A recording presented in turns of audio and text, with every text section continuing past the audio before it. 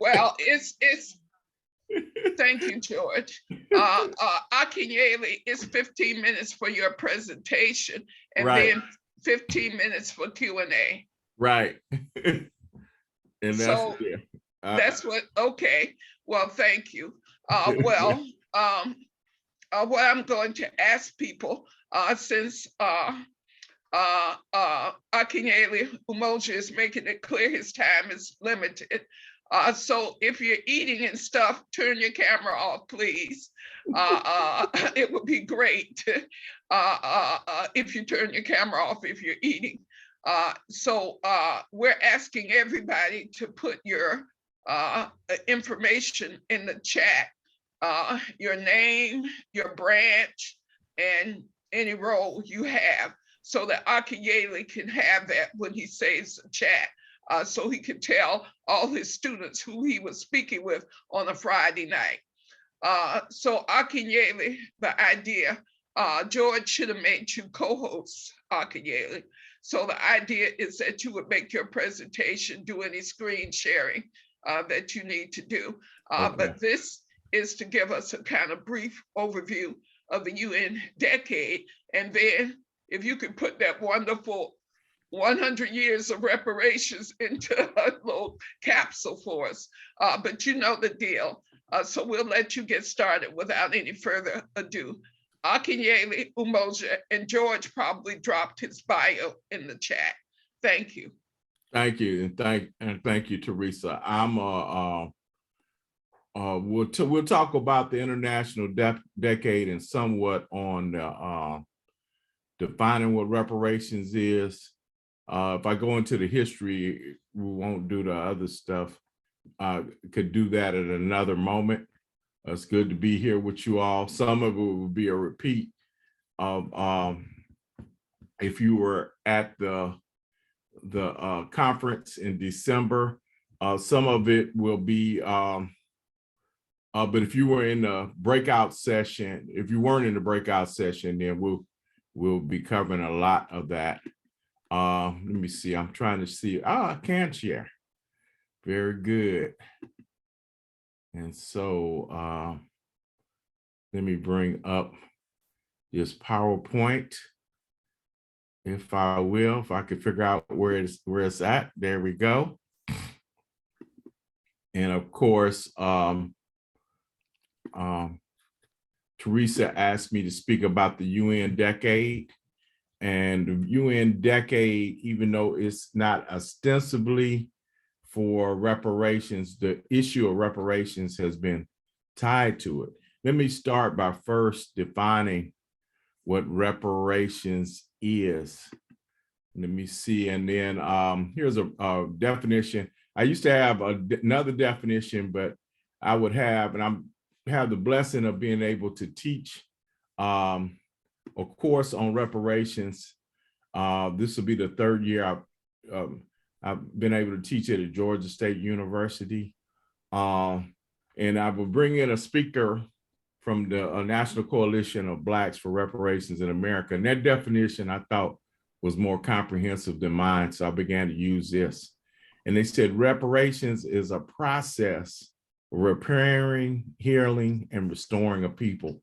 The process is important because oftentimes when we think of reparations, it's thought of as a one-time payment, but not as a process over a period of time to restore a people and heal a people and repair people injured because of their group identity and in violation of their fundamental human rights by governments, corporations, institutions, and families. In some cases, you've had families who've been involved in unjust enrichment of from a group of families being responsible to pay reparations. These groups that have been injured have the right to obtain from governments, corporations, institutions, or families. And I'm letting someone in since I have the host for right now, are responsible for the injuries which they need to repair and heal themselves. So they have the right to obtain some sort of a redress from the folks who are responsible. It goes on to say, in addition to being a demand for justice, it is a principle of international human rights law. As a remedy, it is similar to the remedy for damages in domestic law that holds a person responsible for injuries suffered by another when the affliction of the injury violates domestic law. You know, like if someone hits your car and then they're responsible for not only repairing the vehicle, but getting you back in the close as condition as possible as you were in prior to the injury. So that's basically what reparations is. I can share that later on if we want to put it down. So also looking at international law, the United Nations put out a document defining what reparations is, and they put it in several categories. And I love this because it puts it again in a broad way for us to think about what ways can communities that have been damaged, that have been injured, to bring about some form of redress. One is restitution, the reestablishment as far as possible of the situation which existed prior to the commission of the internationally wrongful act. It is the primary form. That's the primary form of reparations. Number two is compensation, to be provided for actual losses that cannot be remedied by the restitution. Three is rehabilitation, to provide medical and psychological as well as legal and social services to the group that's been injured. Satisfaction addresses non-material losses, can include acknowledgement, expressions of regret, formal apologies, revision of historical accounts, commemorative events, or monuments. And so it includes things like correcting curriculums. That I think is very relevant during this time that we're having this debate in the United States around so-called critical race theory. And as well as, you know, questions of Confederate monuments or other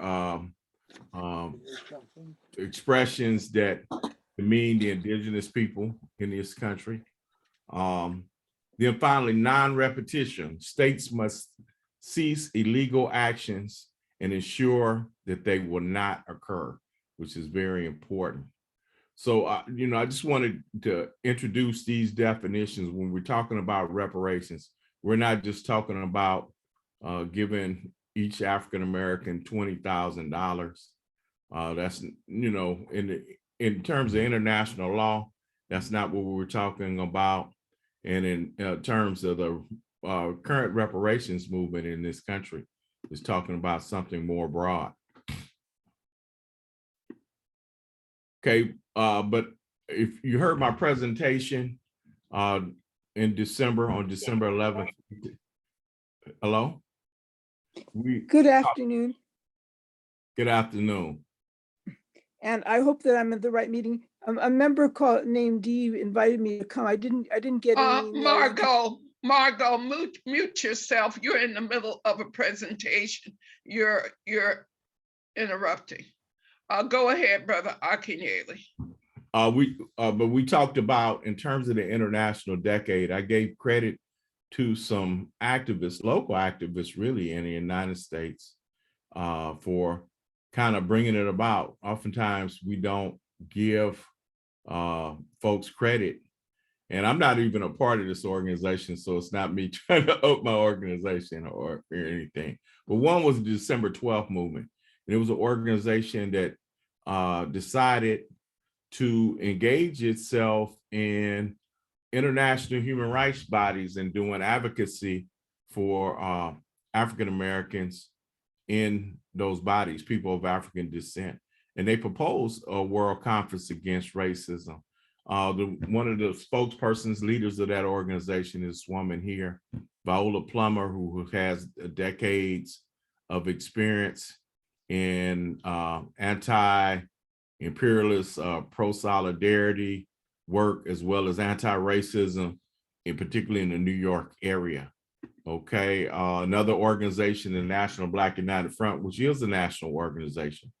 The late Conrad Worrell was a member, a leader and spokesperson for that organization, was its chairman, and he advocated and worked along with December 12th and going to the UN Commission and other commissions to begin to be an advocate for African Americans, particularly around human rights violations.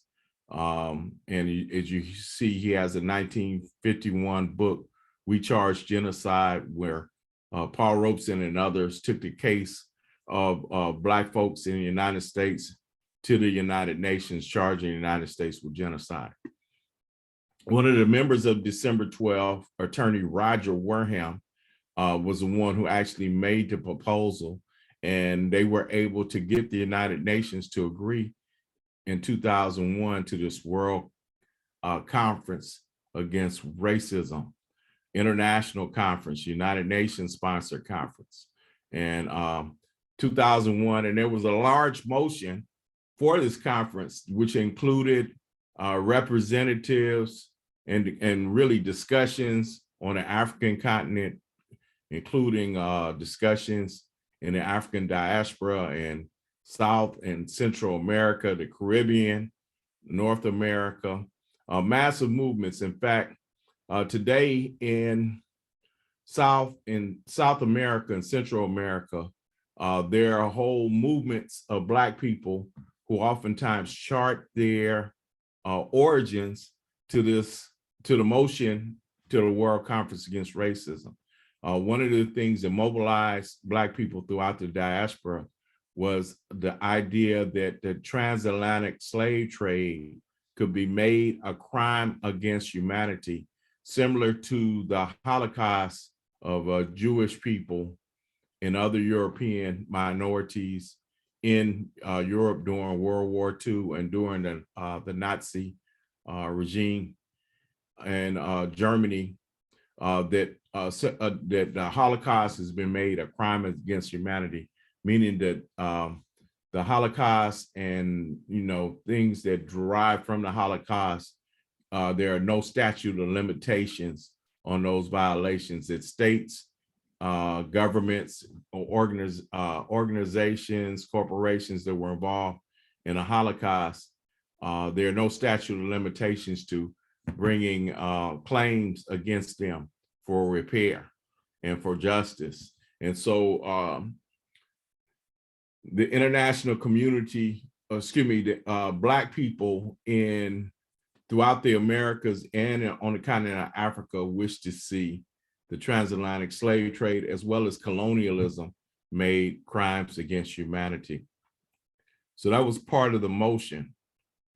The organizers, and we talked about the National Black United Front and the December 12th movement, they had an agenda.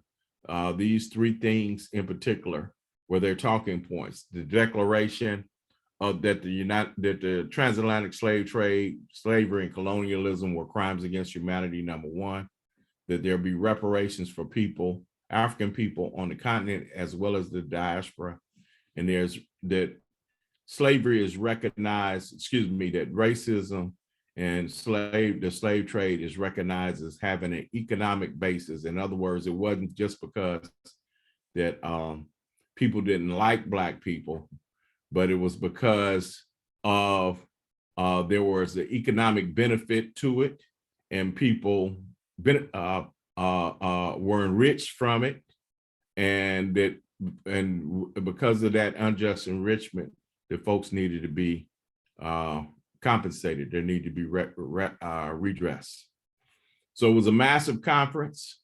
Of course, the United States and Israel did not attend, because also the question of Zionism in Israel and oppression of the Palestinian people was also linked to this conference against racism. So both of those countries, in particular, United States and Israel, did not participate, but the world did participate. There was mass participation as well as participation from the states. So you had people from civil society throughout the world who attended and participated. And here shows some of the delegates. And the transatlantic slave trade was declared a crime against humanity. Many of the other demands weren't met. And it is capsulized in this the Durban Program of Action that was formulated at the conference. And some of the things from the Durban Program of Action, again, we talked about the slave trade being made a crime against humanity, apartheid, and genocide as well. Colonialism, it was noted, had contributed to social and economic inequality. Because, you know, some people said that colonialism was what the white man's burden, that the white man had a responsibility to colonize African and Asian countries, right? And so they wanted to show that, no, it created this inequality that we see around the world today. It called upon states to take appropriate and effective measures to halt and reverse the consequences of colonialism, the transatlantic slave trade, apartheid, and genocide. Of course, 9/11 happened a week after the conference, and kind of the direction, the momentum from the conference was taken away. But you had people in the United States who mobilized around reparations, trying to keep the momentum going, but wasn't as successful. But there were some things that were instituted in the United States. There was a working group of experts on people of African descent in the United Nations. And there's Muriel Fanon Mendez. Many of you are familiar with Frantz Fanon. She's the daughter of Frantz Fanon. And she said the legacy of enslavement, racial subordination and segregation, racial terrorism, and racial inequality in the United States remains a serious challenge, as there has been no real commitment to reparations and to truth and reconciliation for people of African descent. This came out of a report the working group did after touring the United States to assess where we were on this question of racism in the United States. And Michelle Bachelet, the UN High Commissioner for Human Rights, said all states called on all states to stop denying and start dismantling racism and to listen to the voices of people of African descent, which is very important when we think about reparations. It's not anything that can be delivered from states, but it has to be come from demands and aspirations of injured parties. So as a part of this motion by the United Nations, this decade starting in 2015 and ending in 2004, we only have 2 years left, doesn't call for reparations necessarily, but the focus is recognition of the problem and recognition of the peoples, okay? That justice be given to the people, and that's where some people look at reparation, and particularly for the independent states of Africa and the Caribbean development. Danny Glover is the international ambassador or United Nations ambassador for the decade. And here's an event that I attended in Venezuela. Some states have embraced the decade and began to do activities in their countries of, cultural recognition, youth development, some economic projects, educational projects, health projects in their countries, but really don't have anything going on in the United States. So last year was the 20th anniversary, which I thought it was important for the Fannie Lou Hamer branch to put it on the agenda of the conference. But, a lot needs to be done in the United States. And that's one of the things that we had discussion on in the sessions of the conference. And we talked about current efforts around reparations in the United States. I don't know how many of you are aware of HR 40, which is a bill in Congress, finally got after over 20 years, got out of the Senate Judiciary Committee, Congressional Judiciary Committee. And there are several congressmen who signed on to it. I'm not sure, given what happened yesterday with the John Lewis bill, where it would go. I think last I heard there were 193 congressional people who endorsed it at this time or sponsoring the bill. But of course, you know, that's not the magical number. You need to pass it. I'm gonna stop right here. And thank you, if there was Akinyele. anything in the chat, I see. Akinyele. Akinyele. If I could just explain. I know our older organization can you hear me? Resource list, which I'm compiling. One would be the document that I got those 6 points, or was it 5 points from the United Nations defining what reparations is. And those are restitution, compensation, rehabilitation, satisfaction, and non-repetition. Well, Akinyele, please tell us how much time you have left. I see Teresa talking, but I can't hear her. Oh. Okay, I could hear you now. Maybe my sound was turned down. Oh, okay. Y'all could hear me though, right? Before. Oh yeah, we hear you fine. Okay. So Akinyele, I know your time is limited, and we wanted to give a little time for Q&A. So could you tell us exactly how much time you have left available? Let's go to around 7:40, because I have another meeting I have to attend and prepare for another presentation tomorrow. Oh, okay. Well, that's generous.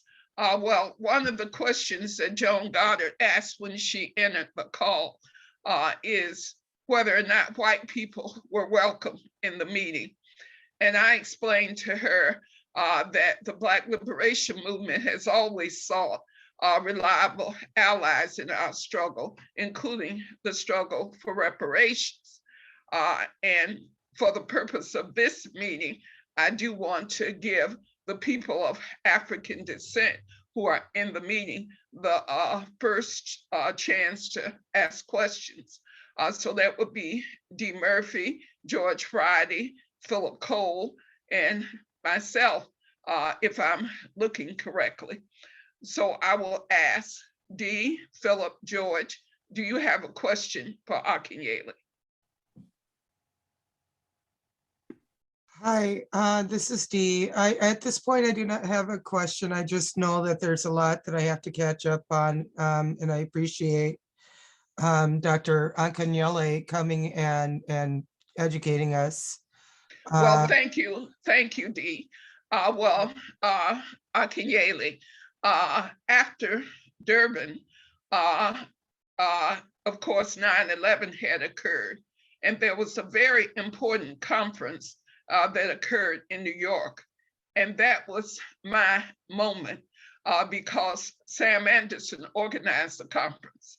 And there was a brother from the UK, and he said, we're not just talking about a paycheck, we're talking about a transformation of society. And then he began to talk about all the injury areas. And that was when I joined the movement, really, because I used to say, oh, that stuff that y'all talking about, let me know when you get it together. But that explanation of a revolutionary approach to how do we change society and transform it? So can you say a little about that historically and how that concept of not just a paycheck, but can we get healthcare? Can we get education? Can we remove all the injuries in all the injury areas?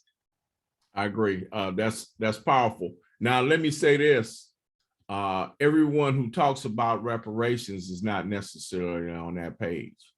You know, you do have some people who are still talking about basically focusing on the check type of thing. But if you look at the movement overall, there's been education, looking at those 5 areas looked at by the United Nations. And so many of them have a perspective similar to what Teresa just laid out. Many of us, I should say, have a perspective looking at that. Really, you talk about not only, and we had this discussion in my class the other day, looking even at indigenous people in this country. Some people claim that indigenous people have received reparations, but we know their condition has not changed, right? That is still genocidal conditions exist for indigenous people in this country today. So really, we talk about, we have to talk about things.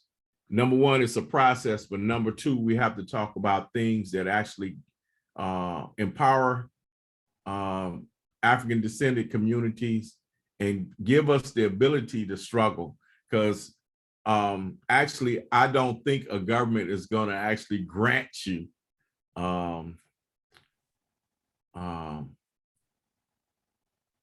they're not going to give us a revolution, right? They're not going to create revolutionary change for us, but they can put our communities in better position where we can fight and fend for ourselves. So when Teresa mentions healthcare, right? I mean, if people are more healthy, they're more enabled to fight. If we have educational institutions that we control and direct, that allows us to create children with the type of education, but not just in terms of skills, aspirations and expectations of what they should receive in society in terms of human rights. And so it really can put us in a better position so we can challenge the authority and to bring about the type of system that we need, that everyone can live in with a quality life and a quality relationships, should we say, in society. So that's the perspective that many of us have, that you know, they'll never give us freedom, but we should challenge them for things of repair at this moment that will put us in a stronger position to fight for what we really need. So that's the perspective that many of us have around this whole question of reparations. And not to mention the fact that we are old, because again, we talk about, I put reparations in 2 categories, really. One is unjust enrichment, you know, and the other is violations of human rights. And so we've had violations of human rights, and you know, we know particularly in this capitalist system based upon settler colonialism, that there's been unjust enrichment based upon the labor and resources of people of African descent. And I want to say one other thing. There was a study done, and it showed that if you do just give people money, with the institutional arrangements being as they are, all we're going to do is increase the wealth inequality gap. You know, they say that money in our community oftentimes goes from our community straight into people who don't live in our community, right? And so just by giving us $20,000, that would do that. I think about, I think it was in 2000, I don't know if you all remember, but the Democratic Party actually had support for a conversation on reparations in its platform when Gore was running for president. And I believe it was Gore who said, been being interviewed by Tom Joyner, a popular African-American talk show host, or, you know, radio host. He said that some forms of reparations would be good for the American economy. What does he mean? Give those Negroes some money and you're just gonna put it right back in our hands and stimulate, you know, they're gonna buy whatever we buy. Teresa, I see your. Yeah, because I do want to see if anyone else has any clarifying questions. So the floor is open. Anybody who has any questions for Akinyele, anyone? I see George said- Deanna Murphy had a question.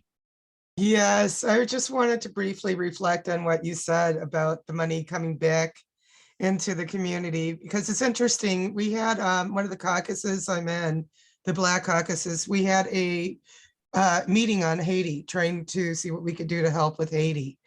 And the person who's the co-chair of a state is from Haiti. He said, you know, we were talking about how Haiti's constitution states that anybody Black who reaches Haiti's waters is a free person. It's their imperial constitution. And so, you know, kind of a joke went around that we really need to strengthen Haiti so that we have somewhere to go when we get reparations, because, you know, why stay here and put it, you know, give it to people right back to, you know, the people that took it from us in the first place. Well, you know, and Haiti has its own struggle around reparations and really restitution, because, you know, I think it was in 1824, 1821, I can't remember the exact year, that France surrounded Haiti with gunboats and demanded, I think it was 21 million in gold. I forgot what the value is at with that in modern times. But it's basically bankrupt the country. And one of the things that has Haiti in a desperate economic situation that it is in, under President Aristide in 2000, I believe, he called for restitution from France. And it was one of the things that motivated a coup against him that was supported by the United States. United States and France were to keep international players and arming dissidents in Haiti, and Haiti has been in the chaos that you see today based upon the disruption of that regime, which was the first popularly elected regime in Haiti. So it has its own reparations issues that we Yes, and that's part of our planning. Excuse me, D. Excuse me, D. Excuse me, I'm finishing my statement that we are. No. That's all I'm saying is we're helping with that. That's all. Nothing. George is on the stack. George, go right ahead. Thanks for being here, Akinyele. Thanks, George. Have you identified best practices or models that can be followed here in the US to try to educate people about reparations and begin a campaign or a process to get reparations here, either following in Cobra's model, or what do you recommend? Yeah, I think Cobra's done some good work, but I do think we need to take it to another level. And let me tell you why I think Cobra's done some good work. As you know, that this has primarily been an issue with nationalists and radicals, right? Marxist Leninists. It hadn't been a broad issue. But when I listened to the debate, well, let me go back. When Cobra 1911, and they analyzed that at that time, that this is, you know, primarily, you know, more folks from the radical Black tradition, but we're going to need other folk if we're going to get anything moving on this. And they were the ones who lobbied John Conyers in 1989 to have this HR 40 bill. And if you heard the debate that took place, I believe it was last summer, to get the bill out of the Judiciary Committee, you heard there were white congressmen, there were Black liberals, the Progressive Caucus out of Democratic Party, who, you know, I wouldn't consider being Black nationalists or revolutionaries, but they're the ones who made the main argument and presented very cogent arguments around reparations. So there's been some important work that's been done so far, but I myself, I don't feel that reparations is really going to happen, or you'll get HR 40 on a national level until there's a mass movement driving it from the streets. I think one of the reasons that motivated his passing or getting out of committee was the activity in the streets after George Floyd, right? And so I do think, and George, just something we're gonna have to discuss. I don't have a program for best practices right now, but I do believe we need to have conversations about developing that. And where are the places we need to go to have these conversations? Thank you. To churches, to labor organizations, to, we need to make it very broad, but more mass based than just policymakers and people on city councils at this point. Well, thank you, Akinyele. We're so glad that you could be with us. We do have a couple of other agenda items. And so if you could stay, that would be great. But I understand if you have to leave us now. Yeah, I had somebody's on hold to meet with me on to get my other presentation together. I'm taking some. Okay. Robin well, Lloyd has her I have hand a up. question for Akinyawa. No, he has to go now, Robin. I'm sorry. We're I out will of take time. one more if it's up to you though, Teresa. Yeah, well, I go just ahead, wanted- Robin. I just wanted to be sure you know that our organization, Women's International League, had a delegation of 17 women that went to the Durban conference. I was one of them. And it was the most moving, incredible conference. And then, of course, 9/11 happened. But I mean, from all of that, I guess my question, and I won't ask a question since there's no time. I just wanted to be sure you knew that. I did not know that. That's good to know. Yeah, and Ajua was on the delegation. What a fantastic woman. Right, I'm still in touch with her. Yeah. In fact, some of what I presented comes from her. Yeah, she became. Well, Akinyele, be sure to save the chat so you can see all of the folks who were here, and you can share that with your students that you spoke with the Women's International League for Peace and Freedom with people from around the country. So please save the chat, and I'll be talking to you soon because I want to get up with Tatiana about her project. That's what I was going to suggest, that maybe Tatiana comes and presents what she presented in the conference about the history of women in reparations movement also. Yeah, well, Tatiana should have joined by now because we're building a branch in Rhode Island where she lives. So we'll talk about that later. Thank you so much, Akinyele. Y'all take care. Thank you. All right, bye-bye. Okay, the other part of the agenda, friends, is to talk about what are we actually gonna do about it. And interestingly enough, there are quite a few cities that are passing reparations ordinances. And one city is Asheville, North Carolina, where Ellen Thomas lives. Another city is Evanston, Illinois. So George, if you could kind of present the findings that you did with your research. So if you could kind of screen share the Asheville ordinance and just kind of describe it if you know. I'm sharing the screen for the actual ordinance that was in Asheville. Hopefully you can read this. Well, George, it would be helpful if you just read it out loud because it's not that long. Okay, I don't have the resolution number here. It's not listed, but it's the resolution to support community reparations for Black people in Buncombe County. Whereas between 1619 and 1865, an estimated 4 million people were unjustly enslaved in the colonies of the United States. Whereas in 1860, on the eve of the Civil War, there were an estimated 1,913 people enslaved in Buncombe County. At that time, 12,654 people lived in Buncombe County total. Whereas slavery represented an irreconcilable contradiction in our nation's founding, a young democracy committed to the ideals of liberty and justice, and yet actively perpetuating the degradation of Black people.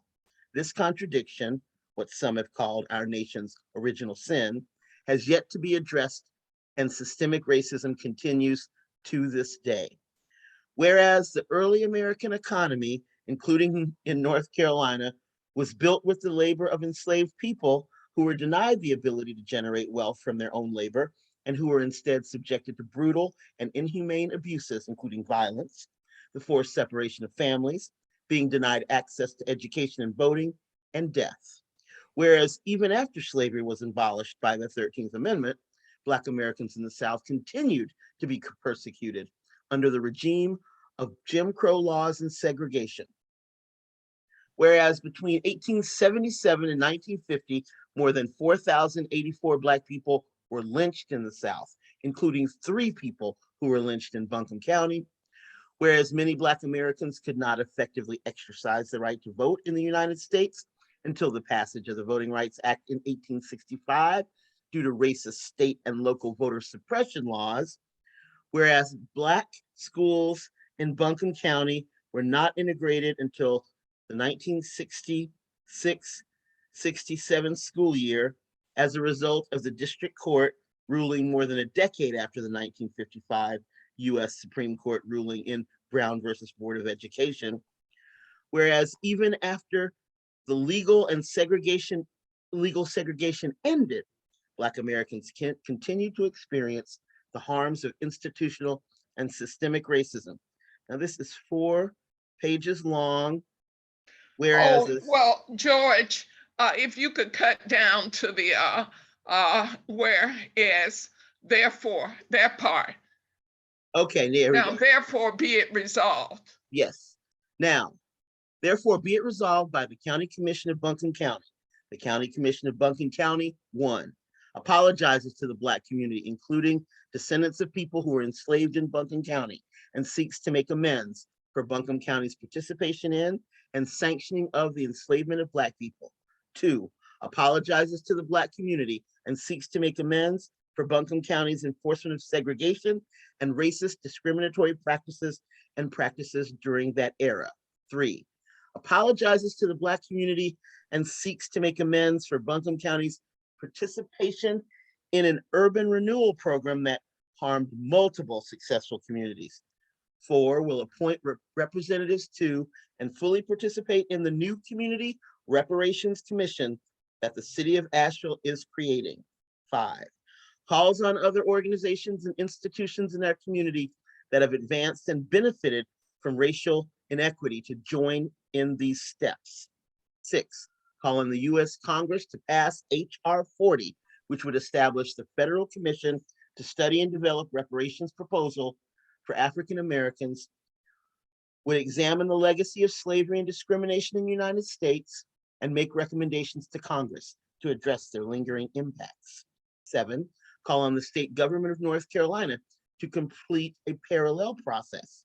8, directs county staff, including the newly formed Equity and Inclusion Work Group, to continue prioritizing racial equity in the implementation of the Buncombe County Strategic Plan, including but not limited to the following urgent priority areas for Black residents in Buncombe County: expanding access to early education and taking other steps to reduce the opportunity and achievement gap in the local public schools, increasing Black home ownership, Black business ownership, and other strategies to support upward mobility and build generational wealth within the Black community, reducing health disparities, including infant mortality, reducing racial disparities in the justice system.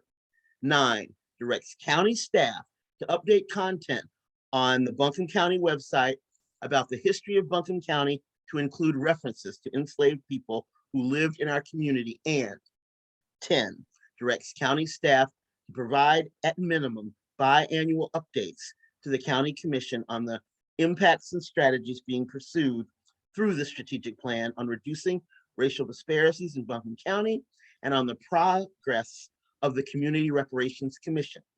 Read, approved, and adopted this 4th day of August, 2020. Well, thank you, George. If you could stop sharing.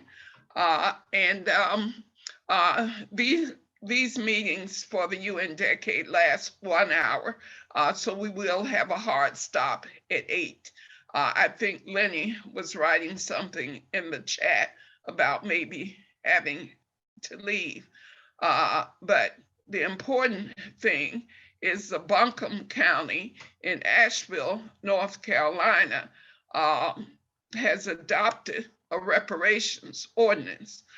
There's also an ordinance that's been adopted in Evanston, Illinois, and there are many of these ordinances around the country that people are implementing because the idea is from the bottom up. We do it at the city level, and then we keep building it to the state level, and then eventually we'll get HR 40 and all the other things. Now, George is dropping the information in the chat so that when we save the chat at the end of the meeting, you will have it.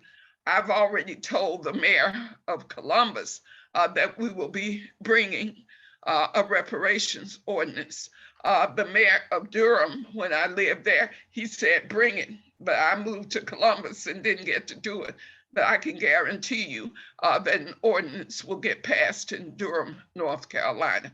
So as part of the work of this committee, a subcommittee, we're looking to see through the Black Liberation Caucus and other means that we start developing this activity so that we are passing ordinances, particularly in the South. I know we can get one passed in Atlanta. It's a Black town. And so we will do this so that we build that, hopefully being led by branches of the Women's International League for Peace and Freedom in the South. So that's the proposal before you. I'd like to hear from George in the Triad branch, and I'd like to hear from Adrian in the Metro Atlanta branch about the possibility of initiating this level of activity so that we have something that we can do between now and the end of the UN decade. So the process that I'm planning for Columbus is that we would launch the community conversation in 2023, and that by the time the decade ends in 2024, we would have passed the ordinance because the ordinance process is that once you get support and you know you have the 6 votes that you need on the city council, you've got to line up the votes before you put it out there. So once you have the 6 votes out of the 10 votes, at least 6 say we'll vote for it, then there's a first reading, which is a public hearing. And so everybody gets to speak, whether they're for or not from the community. And so we will stack the room with our people. We're for it. And then on the second reading, the council approves it. So that's the process. And I envision it starting in 2023 and then culminating in 2024. So we could say that these are things we've done in support of the UN decade. So let's take a stack. Are there any? There looks like quite a few comments in the chat. Oh, that's you posting, huh, George? Maybe, yes, I posted the Evanston ordinance and articles about Evanston, the Asheville ordinance and articles about Asheville. But I'm happy for the Triad branch to take this on. We successfully, not as a Triad branch, but in one of my past lives, we successfully passed policy in Charlotte. And so I know how to do that. Can do it, help do it again. Zach, and I would at the same, I would echo that. I have never done that, but I'm very committed to doing that here in Atlanta. And the good thing is that we have so many small cities in Atlanta that we can approach and work up to it. You know, we got Doraville and Chamblee, and then we got a number of other cities, and we can work our way up through them to get to Atlanta itself. And I think that would make a really unstoppable movement. Well, the thing of it is, I'm from Atlanta. Atlanta is a Black town and has had a Black mayor since 1973 and a majority Black city council. Atlanta is the first place to go because you would get it passed there without question. But Decatur, Georgia, which is now majority Black, would be the next stop. And so we can talk about the strategy since that's my hometown.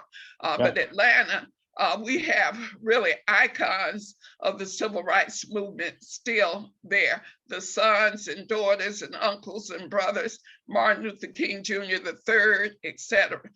So we would be able to pass it in Atlanta without question. The more difficult places are the places that are overwhelmingly white. So I would really like to hear from Alan in particular about what he thinks is possible in Ann Arbor, a really great university town. Well, it's not all it presents itself to be. Hello, I'm Alan Haber in Ann Arbor. And I wanted to hear these more particulars. I'm very appreciative. On Martin Luther King Day, we are gathering in one of the spots where the poor and diverse homeless gather to put forward the question, so what is your dream? And I think, and I also said that part of this will be to educate about the United Nations Declaration regarding people of African descent, which ends in 2024, which is the bicentennial of Ann Arbor. So that is a major day in Ann Arbor. So it seems quite appropriate. What is your dream should include that Ann Arbor adopt this resolution that you just read out with Ann Arbor as a co-partner in this. The chances are this is a very conservative town, though it presents itself as liberal. So it's hard to know, but this is a very reasonable declaration, particularly given the variety of ways of relationship. And our overall view is how we move from the system of war and domination to a healing and reconciliation. And this is quite in accord with that long-term aspiration around Peace Day and Earth Day that we do here, and the whole creation of the community commons, which was to make a place where everyone could feel that this is where they can come as a home to be their best selves.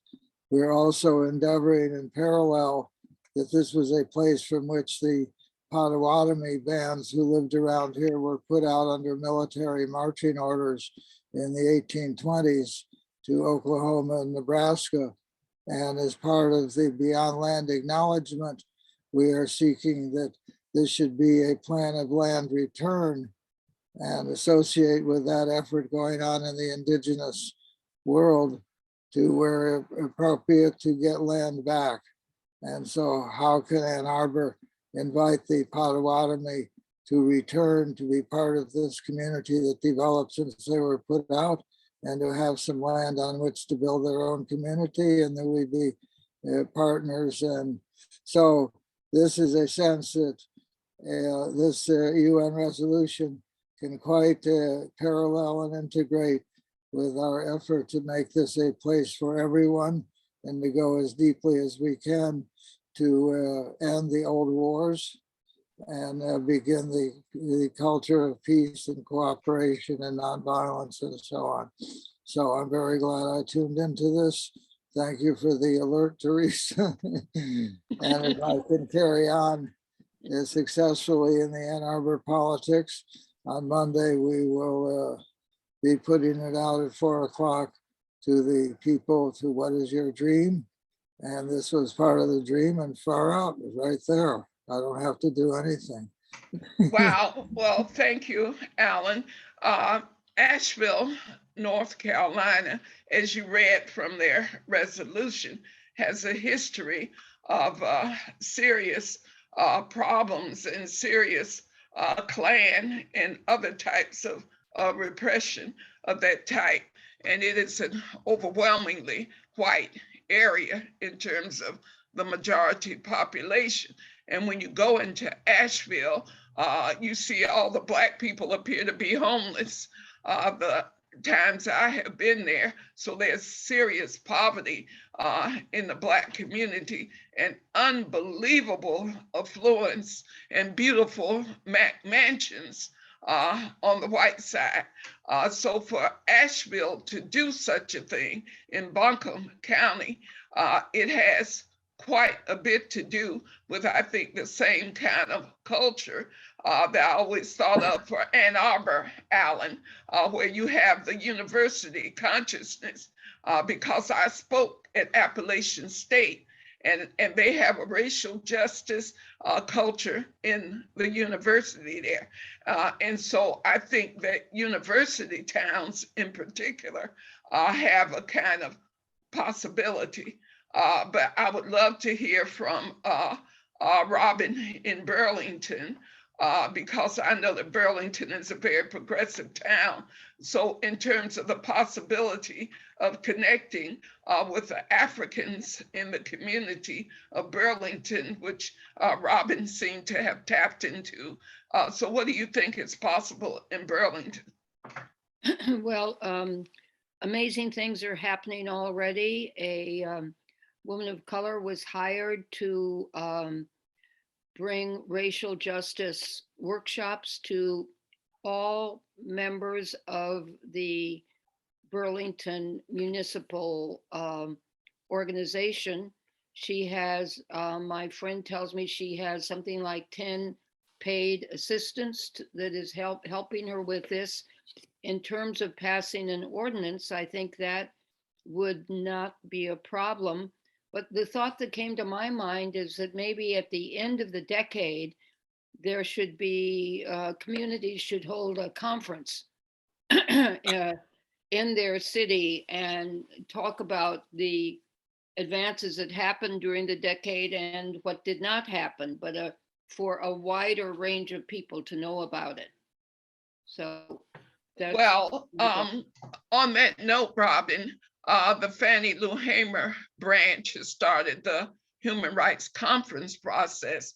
Also on Human Rights Day every year for the foreseeable future, including in 2024, which will be a perfect year for us to sum up the decade in that December. But the second annual Fannie Lou Hamer Conference is happening in Atlanta. And we're applying for $50,000 from the Plowshares Fund. And based on what they told us today and what they've been telling us, we might just get it.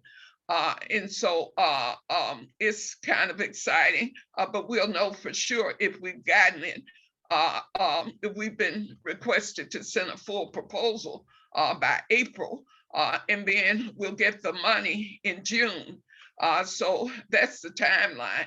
And so we'll be actively building the Fannie Lou Hamer Human Rights Conference in Atlanta, which is why I say it's going to be easy to get it passed in Atlanta, because we're going to have a proclamation from the mayor in East Point and right outside of Atlanta during December coming up. But I wanted people to know that. And just one final announcement: on March 13th, the Fannie Lou Hamer branch will be celebrating its 1-year anniversary. And sorry to put you on the spot right here, Robin, but we would love for you to come back for our 1-year anniversary and tell us about the generations of the Robin Lloyd family that have been Wilf members. And so Jan Quarterman is going to speak as well. And we're going to ask Cindy Domingo, because what we're going to start to do is have quarterly meetings of the branch, and we're going to bring in co-chairs of various issue committees. So on our first anniversary, we'll have you and we'll have Cindy Domingo speaking for the Cuba and Bolivarian. And so it's going to be a nice 90-minute event. And we may get a proclamation from the mayor of Columbus, and he might join the meeting to deliver it. But it's going to be at 3 p.m. in the afternoon, Robin, on Sunday, March 13th. I'll try to get my article in the newsletter in a few days, so it's there. But let me just clarify one thing. I am no longer co-chair of Disarm, but I am glad to be at your event on the 13th. Yeah, because we want you to tell the story about how was it your grandmother who was on the ship in 1915. So we want you to tell that wonderful story. And so the other thing we need to do before we close is decide the next meeting. We do tend to like Fridays at 7 p.m. So if we could look at February. Shabbat. Yeah, so she's not in So, that position. Can we look at February? Can we look at February 4th? That's February 4th. It's a few weeks away, but February 4th at 7 p.m. is a Friday. Are there any objections? Is everybody okay? Okay, well, the next meeting will be February 4th at 7 p.m. Are there any other announcements to come before the subcommittee before we adjourn? Hi, I just wanted to apologize for the late entry. I didn't realize that I was on or speaker. But, you know, Margot and I had been having some discussions regarding reparations. And I asked her to join us because, you know, Dr. Akinyele was giving a great presentation. So apologies for any interruptions and thank you for the information and work that you're doing. Well, thank you, Dee, for being here. And I think Margot didn't realize that she was coming in the middle of the presentation. But Akinyele is an old friend, and he was quite generous because he is really quite busy. And so to ask him to do this on a Friday night and for him to say yes was great. But we will try to have these kinds of illuminating conversations when we have our meetings. But we do want to focus on the work ahead. So at the next meeting, we're going to put out a strategy chart proposal. And George and I do this together a lot. And part of it would be the city ordinances as an activity. But there are numerous other activities that we can do. But we want to explore a proposal at the meeting on February 4th. We'll probably send it out in advance so that you'll have a chance to look over the proposal. And that way we can have it. But I think we may have another guest speaker on the 4th, Tatiana, who has done her dissertation is on women in the reparations movement. So she'll be talking about numerous Black women in the reparations movement. And part of what I will be contributing is the women I know who have been in the reparations movement for a long time that she might not know about. So thank you so much, everyone, for coming. And I'll see you probably before February 4th. But good night and have a good weekend. Thank you so much, George, for setting up everything. Good night.